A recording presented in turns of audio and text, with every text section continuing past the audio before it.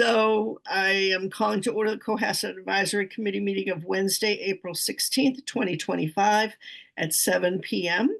via virtual meeting and in a Zoom video call. Could I please get a roll call? Fran Collins? Here.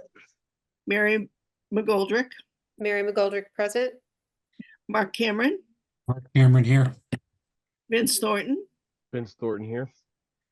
Mike Barclay? Mike Barclay, present. Diane Kennedy? Diane Kennedy here. And Jean Estino, present. Okay, Diane Kennedy. And it is 7:03. So the first item on the agenda is approval of the minutes from April 2nd, 2025. Does anybody have any questions? Okay, if no, then I would request a motion to approve those minutes. So moved. And do I have a second? Second. Okay, roll call. Fran Collins? Aye. Mary McGoldrick? Aye. Mark Cameron? Mark Cameron, aye. Vince Thornton? Vince Thornton, aye. Mike Barclay? Aye. Diane Kennedy? Diane Kennedy, aye. And Jean Estino, aye. That's great. So the next is a oh yeah, okay, I did it. Next is the discussion recommendations for Article 5 on the town meeting warrant, which is the operating budget for the schools. And I trust that everybody got the paperwork that I sent. It was kind of last minute because I never got it initially. And I think some of us didn't. It had been distributed by Tracy, I think, before the last.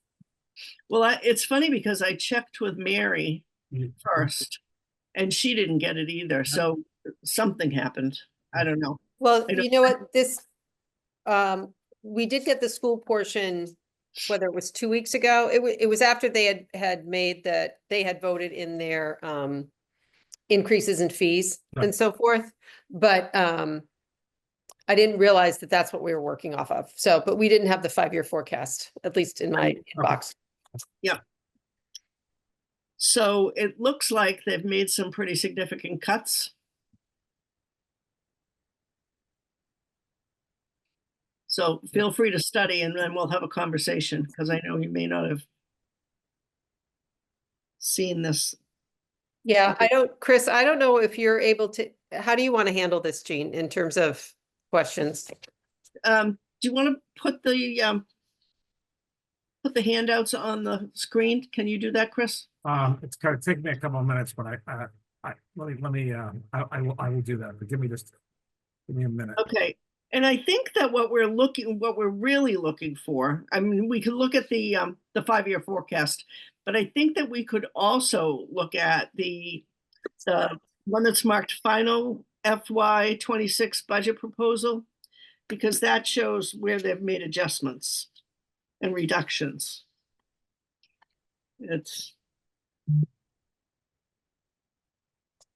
This is not going to come out, but it's the one that has the yellow highlighting in the middle of the page. Yeah.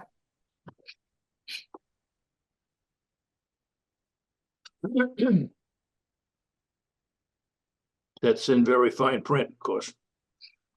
Exactly. So's the forecast. I have my magnifying glasses on. Must be the forecast because it's so far away, the print's so small.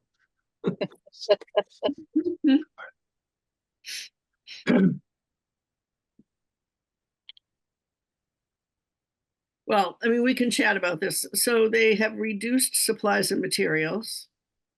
They've reduced retirement savings for retirement savings. So there is somebody retiring. I don't know who it is. The bus lease savings, because capital is paying 100%. There have been a couple of positions that have been cut. The athletic revolving fee there are some increases that are happening in the fees to help a bit with this, and they've reinstituted transportation fees and student parking fees. And then I don't know what the rental fees are for $4,000, but it doesn't matter. And they've also taken out the bus parking lot lease, which makes me very happy. Mm-hmm. I mean, there are a lot of things that are making me happy, but that really makes me happy because it's been bugging me for 3 years. And then there's a one-time sped allocation from the town that was in there for 150,000. Looks like it's been removed. And reinstituted kindergarten fees, which I know didn't make anybody happy. I totally get that, but you know, it is what it is. We have to do these things. People on Facebook are saying for such a wealthy town, we should be ashamed. Well, we're not such a wealthy town because we have no industry. I won't say most because that might not be reflective these days, but many of the people at home, many of these homes in town are single incomes because the moms stay home and take care of the kids. And it's a nice thing that when you can do that, but you know, other towns have much more going on in the way of salaries. So I just think that this whole thing, what they've done is remarkable, and I applaud them for it.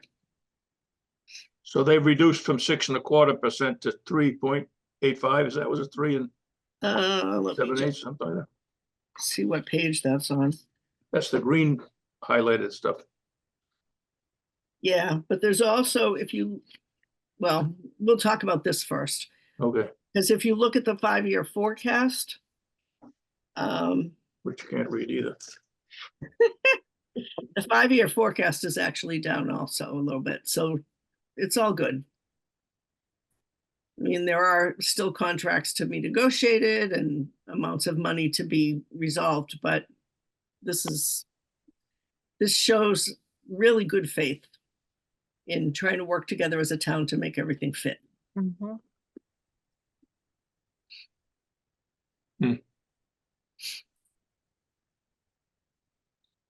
So do we have any questions for Chris? I have a So- question. Sorry. Diane? Yeah, sorry, I can't find my hands because I'm working off my phone. I apologize. Just, I know we're looking at the FY26 budget, but this is something that's been approved already by the school committee. Yeah. So by proposed, it means that's what they voted on as their FY26 budget. Yes. Okay, and then I do have a question about the rest of FY25, but I can hold off on that. We were trying to hold out, Diane, and have our meeting with them first. But the meeting that we had with them first was the one where we gave them the hard message that they had to find some reductions. So Yeah. they had already met and voted. And I assume just on the FY26 budget proposal that it's significant and to, kudos to them as well, but, they're anticipating a significant amount of new income. And I guess it's, Chris, you can correct me if I'm wrong, it's relatively reliable because it's an income source that we already have just with fees being raised. Is that right? Fees are always a comparatively speculative thing, right? It's not like taxes. Right. And you can have less kids do a sport, you can have less people take the bus. Right. Special ed should be a fairly good number. That said, I'm gathering they've taken that into account. And, so there's $150,000 in one-time cost for their special ed to help them like bridge this next year. And at the moment, they're only projecting to use some of it. So, Okay. but that's real money. I'm also noting that there's $528,440 in position cuts. So I don't know exactly what that is. I know that I saw that there's a bus driver that's not going to be added. So I'm thinking that speaks to the additional bus that they were looking for. Again, I'm happy. I mean, our kids of my era paid for parking and people were very upset about it. But you know what? It's $1 a day. It's not going to break anybody's budget to pay for parking. And hopefully in the future, we'll be able to let them park free again. But that money that money benefits the town to maintain the parking lot. So it's kind of a one hand washes the other situation, for lack of a better analogy. Mark, you have a question? Well, yeah, I mean, just speaking of that, I mean, again, to the parking lot, then, you know, is there the expectation that that money will be going to the parking lot? Because I think that the parking lot itself has come up in conversation that the parking lot that needs to be repaved should be coming out of the roads and sidewalks, and roads and sidewalks feels it should be coming out of the school stabilization fund. So it seems like this little bit of a catch-22, and they're going to charge for parking at the school, and they're going to say, well, we still don't own fixing up the lot. So I think things like that really need to be considered here, because we shouldn't be selling a bill of goods that isn't going to come to fruition here. And you know, currently right now, no one's taking ownership of paving, you know, budgetary wise, who's, you know, taking ownership of paving these lots. So I guess that was just to that issue. And as far as the FY25 budget, so it's a deficit of 953,000, correct? And it's the town operate the free cash, I guess, that's going to be fulfilling that commitment. So, Chris, is that? yeah, so the first page of what they sent, it says, you know, the FY22 budget reductions, the first page is actually FY25. So according to their little chart there, they're down to $589,549 deficit. That's their projection. I have 650,000. I have 650,000 in the warrant as a holder, which could obviously we can change. That said, if we allocate that towards them and they don't need it, they'll just roll into free cash for next year. So, and they won't use it unless they need it. But based on the conversation I had with the superintendent, we reduced the number down to 650, and she felt comfortable that would be okay.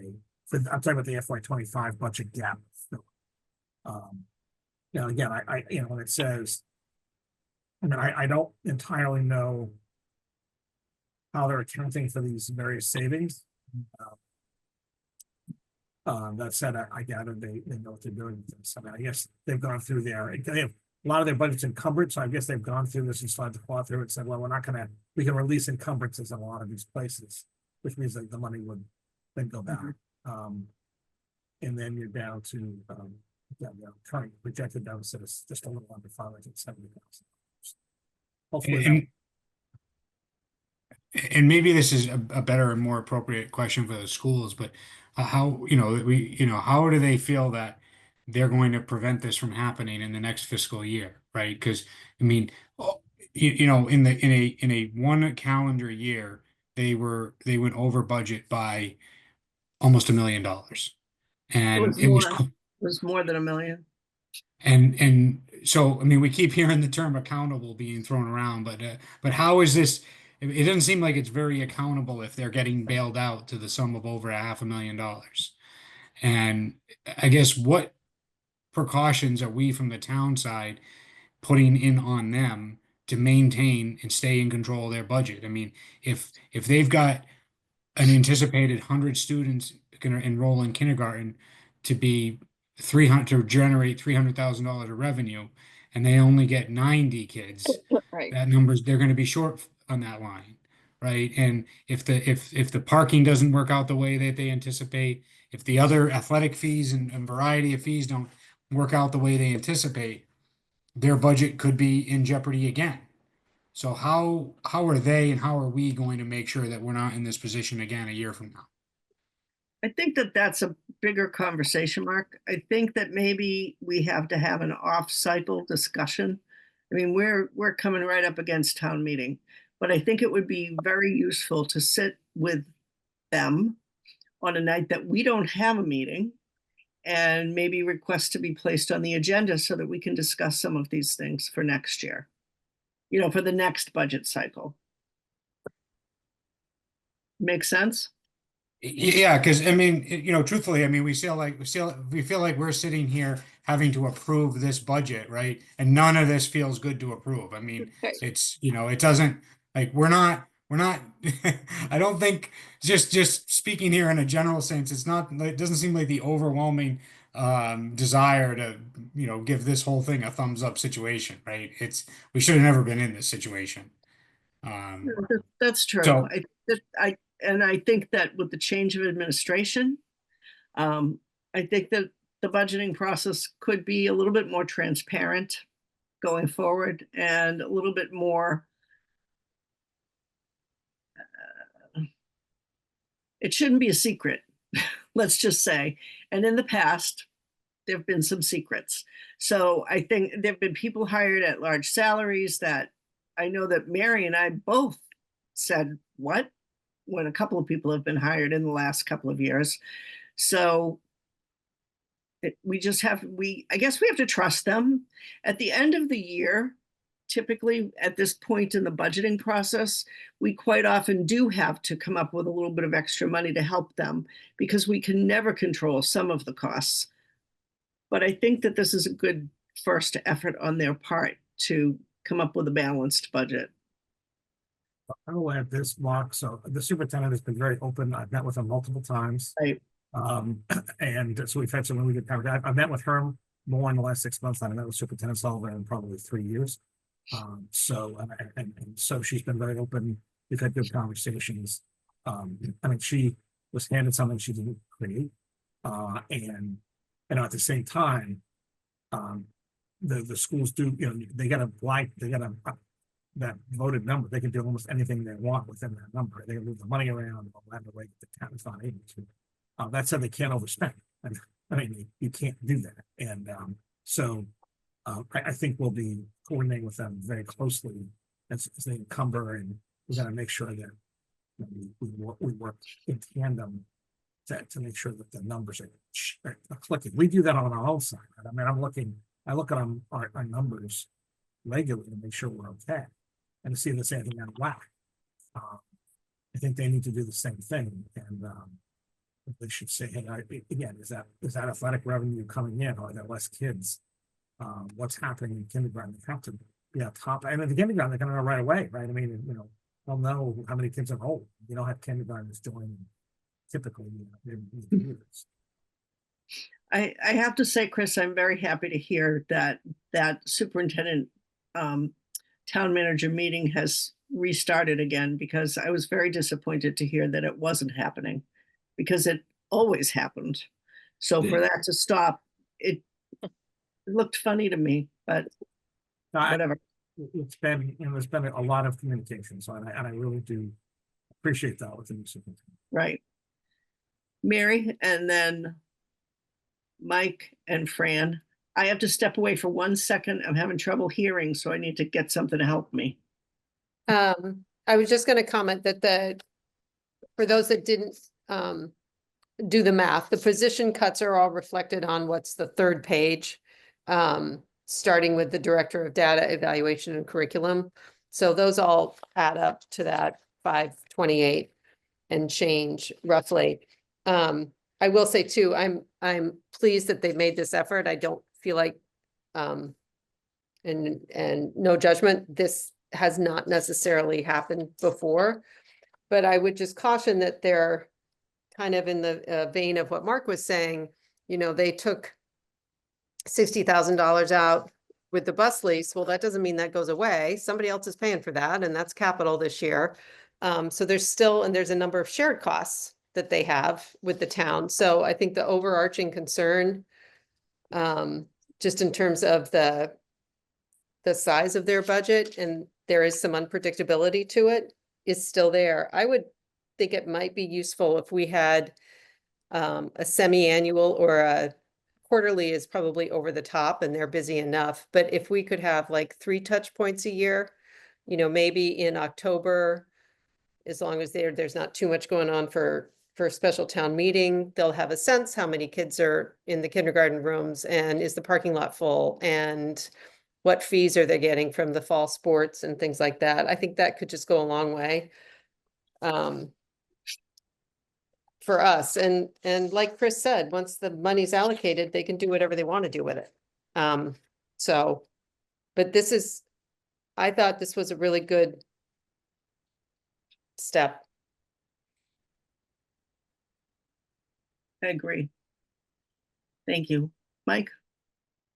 Not to beat a dead horse. I mean, I agree with everyone that, you know, there are a lot of learnings here. I guess, you know, my observation when we had the joint meeting with the select board was that, number one, the new superintendent was handed a difficult situation. And I think she's done an excellent job acknowledging that and, you know, trying to make a really good first cut at, kind of righting the ship, so to speak. And there was an acknowledgement that, you know, during COVID, there was some money spent that, you know, shouldn't have been for full-time, you know, grant money spent that on full-time positions that shouldn't have been spent that way. And it looks like with the cuts, they've at least started to address that pretty aggressively. You know, agree with Mark. I mean, we just don't know whether, you know, things like the athletic fees or the kindergarten's going to stick. I think that's always the case with revenue projections. And I think, Mary, your idea is a really good one to have some kind of meeting, you know, or you know, kind of meet soon after the school year begins to really figure out what enrollment looks like and to, you know, just given the circumstances, I don't think it's unreasonable to say, hey, we need to check in, you know, more frequently than once a year on the budget and what the progress on the budget is, you know, throughout the year. So, I mean, I applaud them. I mean, I think there's more work to be done. And I know they got hit with special ed, a big surprise, which can do that in a school budget from year to year. And the whole circuit breaker process can make that complicated too. So, I mean, I don't like being given a big budget at the 11th hour, but it is where we are right now. And I do think there's been a really, you know, legitimate effort. And Chris, I would say it would be good at some point to kind of have a flow chart of maybe everything that went to other places. Like, what did capital absorb? What is the town absorbing? You know, what are the school costs that got absorbed elsewhere? And then put that back in so that when we talk next year, we're actually using that as sort of the baseline of additional work that needs to be done on the part of the school and, you know, the schools and the school committee. But yeah, I mean, long-winded way of saying, I guess I agree with everything that's been said so far. Well, and I appreciate your comments, Mike. There's no guarantee that the NASDAQ figures for student enrollment are ever going to be accurate. They're quite often wrong. I can't imagine that we're going to see an uptick of 300 kids in the school district, which is what their projection is for a couple of years from now. The numbers have been going down since 2019, when I was on the school committee. They've consistently lowered. And I think that part of that is a statement on the types of homes that are being built here in town can accommodate more children, but the people's income can accommodate private education.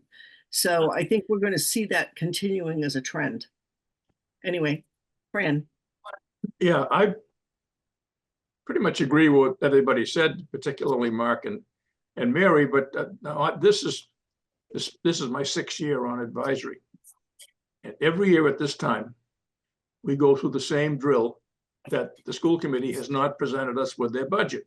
And Right. we have asked to be presented, to be brought up to date earlier on, asked them to give us a preliminary budget, maybe in January or so. And every year it's been stonewall. Now, we're giving this new superintendent, cutting her some slack, and apparently she's in good faith doing a good job. But there's no guarantee that that's going to keep on going. But if they're going to keep giving us a budget to look at the very last minute, how on earth are you going to make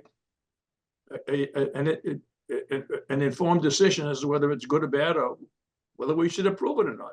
This is just ridiculous. I mean, every other every other department in the town presents us with the budget. We get to talk about it. We get to pick it apart, ask questions, but not the school committee. And they're taking 61% of our tax dollars. It doesn't make sense. I don't know how we can get around it. I think Mary, it's her suggestion, we do it 2 or 3 times a year. I don't know if they would go for that or not. That sense of autonomy that they have seems to be a ditch too wide to jump over. But I'm not sure what the story is. But we got to do something because we can't keep on going like this. And there it is. I do think that the superintendent seems to be much more willing to work with us, for lack of a better group of people, so to speak. And I think that Mary's suggestion also is a great one, that we have 2 or 3 touch points in the course of the year, maybe by October, which is pretty early, but by then they know what the enrollment looks like. They've got kindergarten enrollment numbers for the following year. It's easier to start planning early than it is to do the last minute thing and then say, oops, we forgot this and we added that and now we need this. So I think that all of these comments are good. Mark, you have another comment to make? And then and not to beat a dead horse here, but the bus parking lot lease seems to be a hot topic for many people in town. It's probably one of the more visible items that ring out, which is why it gets picked apart so much. So they've removed that from the budget, but have they found a spot for the buses? At the schools. They're going to be parked at the schools. I don't know exactly what iteration they're going to be parked, but because there are certain times of the day. Okay, I got some more detail on that. So the biggest issue was where to park the buses during the day while the school parking lots were full. So if you recall, CYBSA held the parking lot for the buses during COVID. We have been talking to Superintendent Shannon about parking the buses at the CYBSA Barnes lot during the day, post say 9:30, 10 o'clock. Until 2:30, 2:45, whenever the buses leave. So we have been working closely with Superintendent Shannon on that and the school committee to provide them with a location for the parking. That's my CYBSA hat. So it might not bode well with some of the neighbors that like to complain about everything and anything, but it's just buses being parked in the parking lot, 10 buses during the day while they need to be located somewhere. Well, if they're not running the whole time, then there shouldn't really be an issue. I mean, it's more of a, they're parked. looking out my window and seeing a yellow, 10 yellow buses, which they adapted to during COVID, and they might be able to adapt going forward. Someone's always going to complain about something. I know Where is that lot, Vince? Where is that lot? It's the Barnes lot on North Main Street. Wheelwright Park. Oh, the Barnes across, lot. across from over. Yep. Oh, It's where the baseball field is. yeah. And do we know where the electric station is going? That's TBD. I'm not sure if that's going to be at the Barnes lot. There is plenty of power over there. We, during COVID, we put in some extra lights that were turned off post-COVID. There's, that I don't think has been ironed out at this point for the specific electric bus, but that's one out of 10 or 11. So, but we're eliminating the lease lot on 3A. That's a good thing. Mary? Just a comment and a question. Fran, I hear you. But just know that having served on the school committee, and Jean served twice as long as I did, it's a brutal volunteer role. And All consuming. yeah, and they have really made a good faith effort here, and I do think we should get some updates from them during the year, but I think we just need to be mindful their plate is just as full as ours is, if not more, especially around budget season. And I was just curious, I mean, because there is obviously a combination of reductions, staff reductions and fees in here. I'm a little concerned about the fee component because that hits a very particular population, which I know some residents in the town probably feel like, well, that's the population it should hit. How, like, for those that still have kids in the schools, so Mark and Vince and things like that, what's the scuttlebutt? I mean, for someone of my age bracket, right, where you're going through the gauntlet of daycare and the day in the daycare expenses, you can't wait to the moment when they get into this public school system, and to now have that even be pushed another year, right? I mean, it's certainly for anybody that's paid for daycare, $3,000 for 3,500, whatever it was 35. Now it's proposed at 3,000. Is a breath of fresh air from what full-time daycare costs, but it's still, you know, you're again, you're trying to come up for air at that point. For people in that segment that are, you know, their careers are climbing, they're busy. It's harder. I mean, you know, it's that demographic. It's not later in life when you're making more money, right? It's, you know, you've been going through buying houses and things like that. So, it's the early stages of life, and it's like you just to get that break. And again, for thinking of the majority of communities that don't have to pay for full day kindergarten, that's where it's like you feel like it's a kick. Is that you then have to, because we live in this nice town with not a lot of commercial industry, that we have to pay for everything. And I see this as like an inflection point because, you know, Prop 2.5 only allows for so much increase. That we hit the cost of living, the record inflation through COVID. I mean, there's an inflection point. To me, this is a plugging of the ship right now, but this isn't sustainable. I have to say though, This- Mark, they plug the ship every year. It's been going on for ages. But you 10% health insurance costs. It's just the mathematically the charts are growing further apart. Yeah. And so I think something, you know, I think something drastic needs to be considered, and you know, I just think it's at that point. You know, it feels like a lot of fees, a lot of nickel and diming to then somebody at the end of the day say, well, nobody owns paving the parking lot. And it's like, okay, well, now what? Now we got to put another fund together, another fee for if you drive in the parking lot, and we'll, you know, it's so things like that. But that's, I would say, just my single view here. Yeah, and Fran, oops, sorry.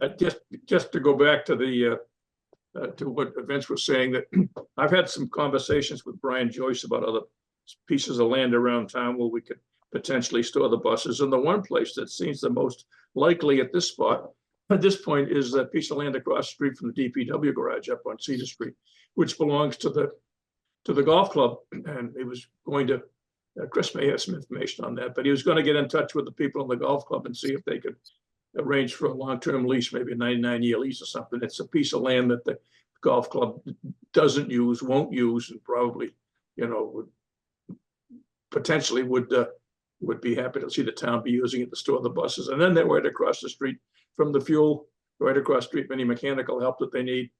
That'd be a likely spot to put them. So I think that's something that's being worked on. Chris, you know anything about that? Well, it's been an ongoing conversation that I'm not sure we're making much progress on.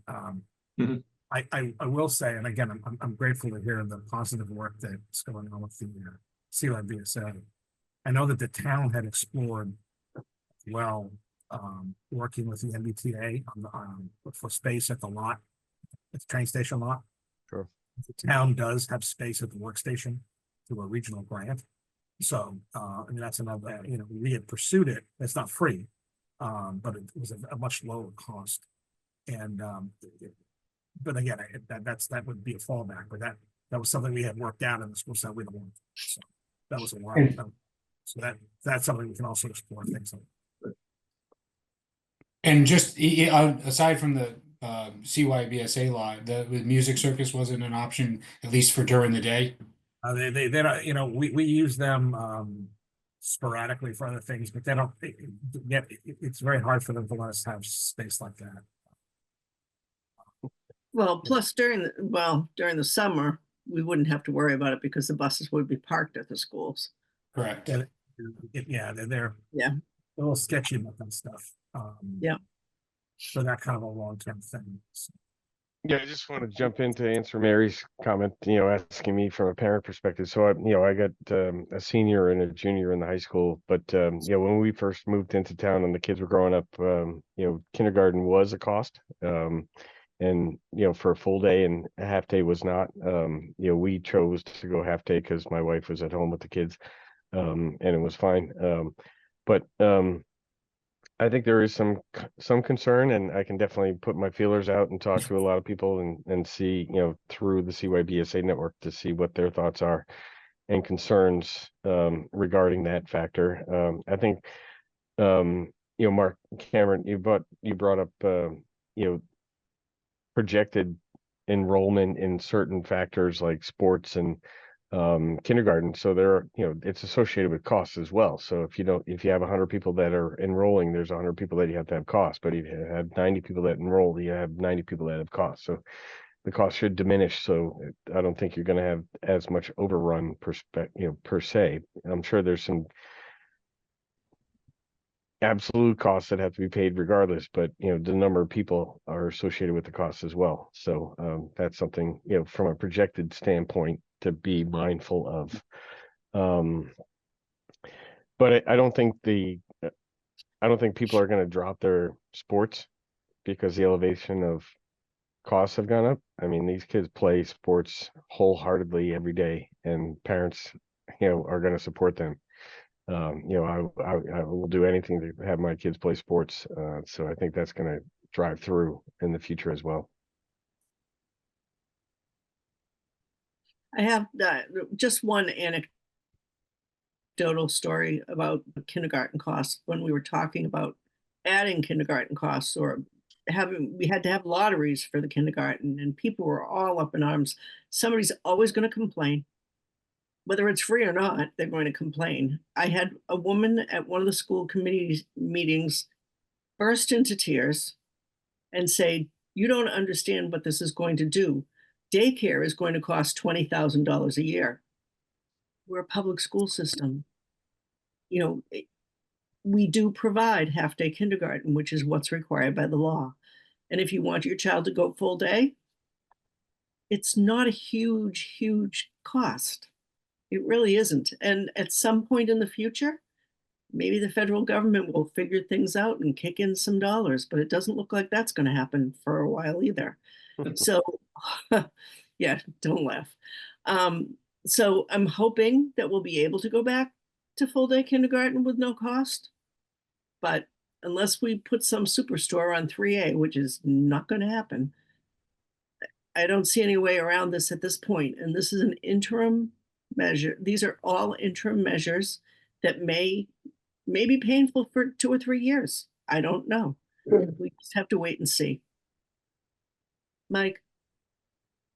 Yeah, I mean, when you use the word interim, I guess I get a little nervous because I think that gets that we talk about that a lot, and that's where, again, Chris, I think it's going to be really important to have a postmortem on this budget and where everything went. And and to Mark's point, I mean, everything is going up in costs, and I do think tough choices are going to have to be made in some areas because we talk about a lot of little pockets of, oh, this increased a little, that increased a little, but it all adds up to a lot, and then it forms a base that every year grows at a percentage that just becomes a little bit too hard to manage. And so again, we kind of are where we are with this budget, again, getting it late and not having a lot of time to digest it. But I think it's going to be, Chris, I'll remind you in the fall, but, I think, come October, November, there's got to be a meeting or,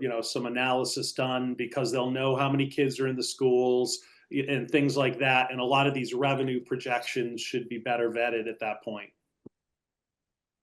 And to your point, Mike, when I use the word interim, this fixes it for this year, but it gives us a little bit of a cushion time-wise to figure out what might work better in the future. Yeah. So, you know. No, point well taken, Gene. I Yeah. just, sometimes in the rush to get this, we say, okay, we'll get to that. It was sort of like the capital study that was, we tried to do a couple of years ago. We never really got around to it. There was a good faith effort, but it never really got completed, I think. And so this is a big part of the budget, and it, we just got to have better visibility and I suppose, more reality in the costs and the escalations. Right, and the superintendent has already proven that she's willing to work with the town on changes that need to be made. So I think we're in a good spot now, and if we can implement those interim, and there's that word again, interim meetings and discussions, I think we'll be ahead of the game for next year. I have to believe that we can be ahead of the game for next year. Well, they reduced to 2.4%, so that is something, but we got to do more. They've got to be more attentive to the overall needs, and they can't leave it to. In spite of what you said, Mary, and I agree that it's a hell of a burden. It's a very responsible, very tough position to be in on the school committee, but I think they've got to be more aggressive in where they're spending and what they're spending on. Okay, so are we ready to recommend this budget to town meeting? On me. I'm sorry? Yeah, go ahead. Do I have a motion to recommend the school's revised budget to town meeting? So moved. Do I have a second? Second. Gene, did you hear me? We need Second? to recommend I a did. specific number, though, a dollar amount for the budget. It's part of the town budget. So- Right, so it will be included. It'll Okay, be all be Article voted- 5. Okay, It'll all be voted together, okay. okay? Really. All right, It's so, it's the number in the 5-year forecast is right, so it's, hold on a minute, school, it's also in their sheet. There's 29. 37,621,079. no, it's 24,835.89. Is that right, Chris? Correct. Yeah. 24,835 and Oh, yeah, Five. okay, yeah. Okay, so I have a motion and a second, so we need to do a roll call, please. Mike Barclay, Mike Barclay, aye. Mary McGoldrick, Mary McGoldrick, aye. Fran Collins, Fran Collins, I reluctantly. we get it. Martin, Vince Thornton, aye. Mark Cameron, Mark Cameron, aye. and Gina Stino, aye. Thanks, guys. It's a tough conversation. It always is every year. And to Fran's and others' points, I keep going back to when I was on the school committee, we always attempted to have the conversation before. And now it's always after. So we need to get back to that model also. Okay. So the next is citizens petition to expand the sewer district. the search commission has still not acted.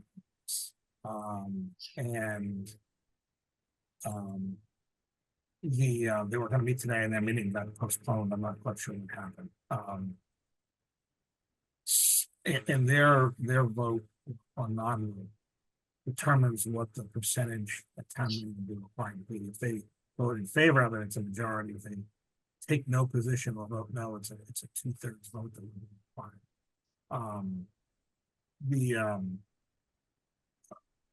So that unfortunately we're still a little bit in limbo.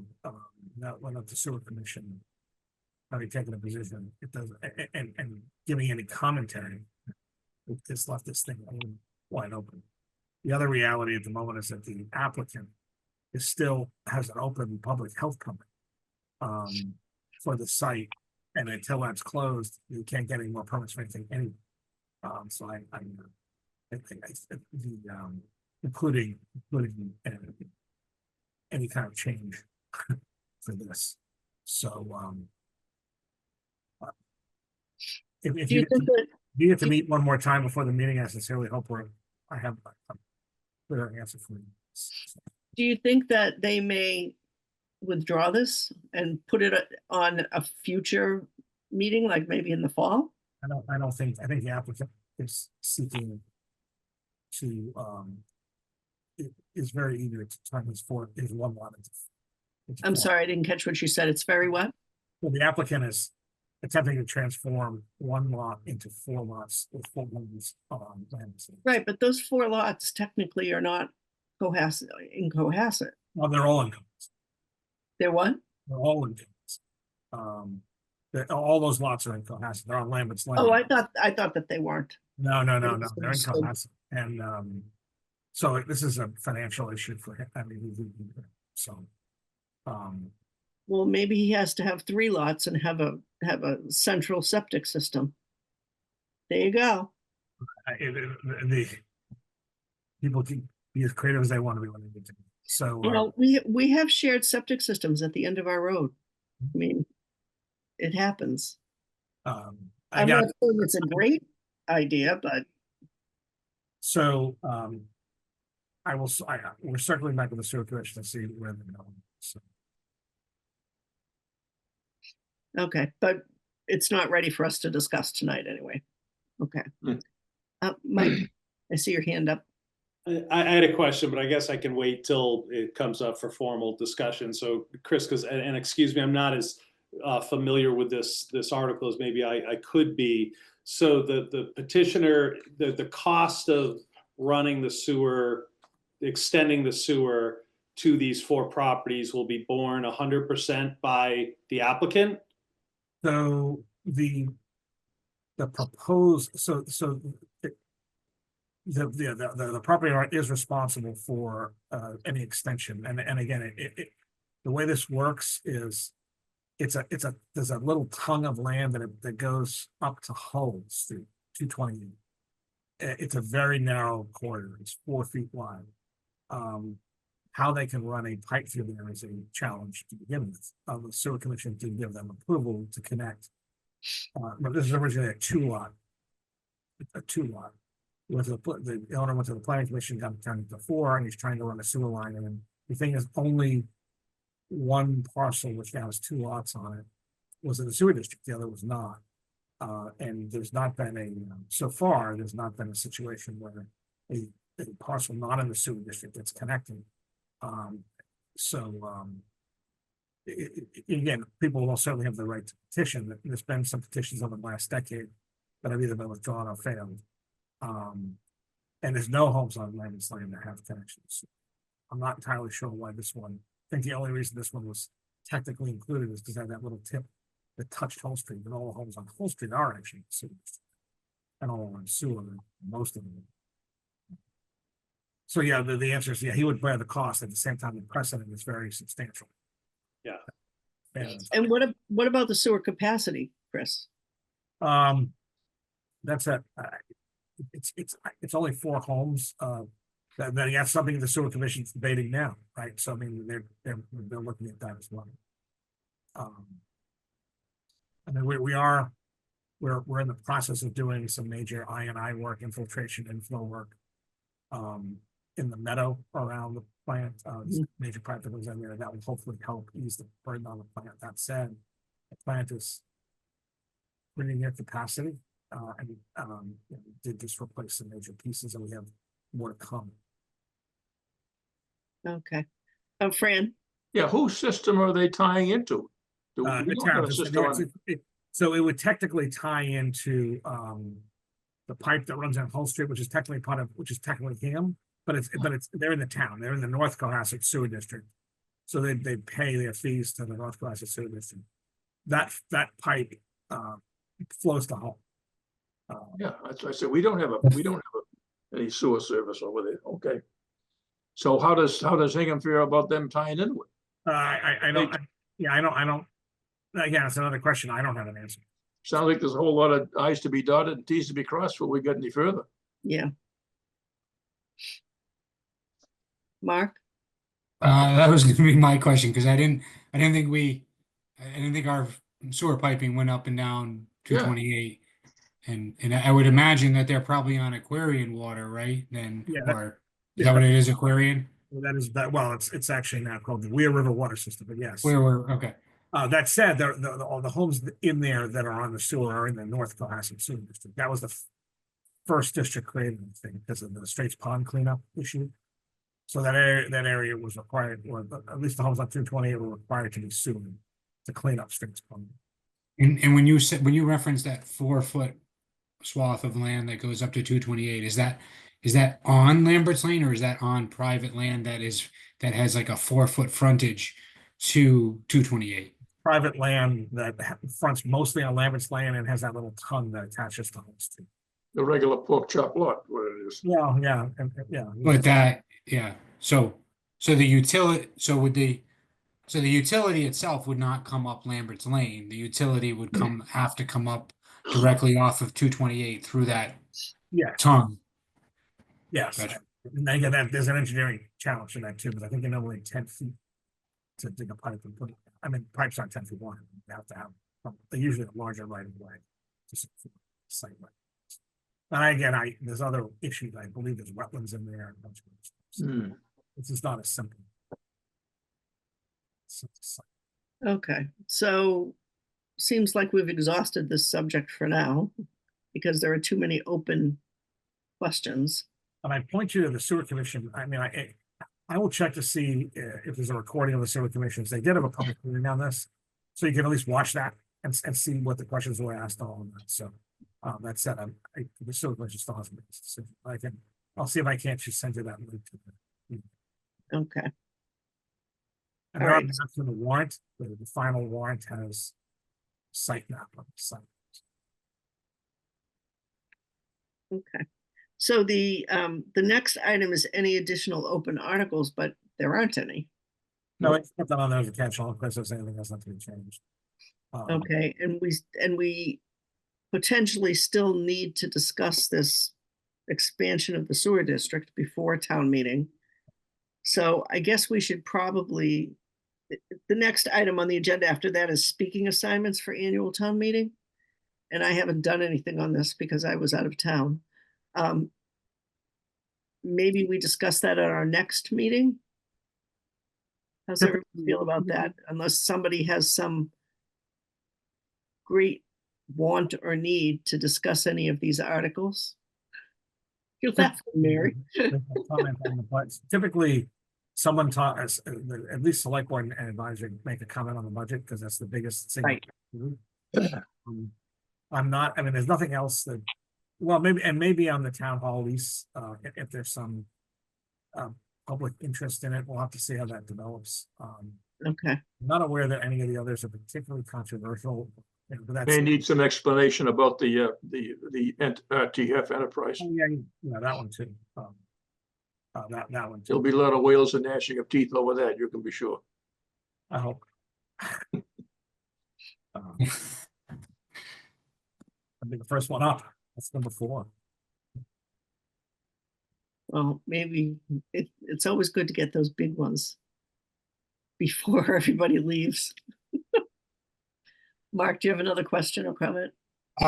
In terms of this, the speaking to any of these articles, so the working group was for the town hall for 41 Highland Ave was sort of putting together a little, our thought was to put a short little video snippets together with a variety of the components weighing in here, addressing the 3 portions of the warrant here. So 3 articles overall, the capital article, which has 1 line item in it pertaining to 41 Highland, CPC, which has 1 line item within that pertaining to 41 Highland Ave, and then the lease. So we were going to grab a couple of people from a couple of different perspectives to speak to those articles overall, and just play it once up on town meeting. So I did ask Mark Maggi if he would, and he accepted to kind of give a view from advisory. If On that's the, okay. Pertaining to 41 Highland Ave, which Okay. Referencing those three components that will be come across in town meeting there, because okay, it's sort of like a chicken and the egg thing there, where one thing is dependent on the next, which is dependent on the next. So, Right. but they all come together in the same evening, if you will. okay. All right. So what do people's schedules look like for April 30th? Or it's not an and, it's an or, May 7th. Because I was sweating bullets tonight for quorum again. Either one's with me. Okay, I mean, I can do either one, it doesn't matter. I try to keep Wednesdays clear, no matter what, so, If we had a choice, the 7th would be better for me, but I could probably make either one work. okay. What about everybody else's schedule for the 7th? Yeah, fine. That's okay. That works. Okay, so why don't we plan that we will have a final meeting before town meeting on May 7th? Good. And with that, I don't have any topics not reasonably anticipated, so I would accept a motion to adjourn. So moved. Second. Okay. And it is 7:59. About that. Okay, thank you very much, people. I appreciate it. Oh, we gotta do a roll call, Jean. Do a vote. Oh. You're right. Oh my God, I keep doing that at the end. Okay. Mark Cameron, Mark Cameron, aye. Fran Collins, Aye. Mike Barclay, Mike Barclay, aye. Vince Thornton, Vince Thornton, aye. Mary McGoldrick, Mary McGoldrick, aye. Jean Estino, I'm an I also, and I don't know what I'm gonna do without Mary, so one of you is gonna have to step up. Have a good night. All right. Good night, everybody. Good night.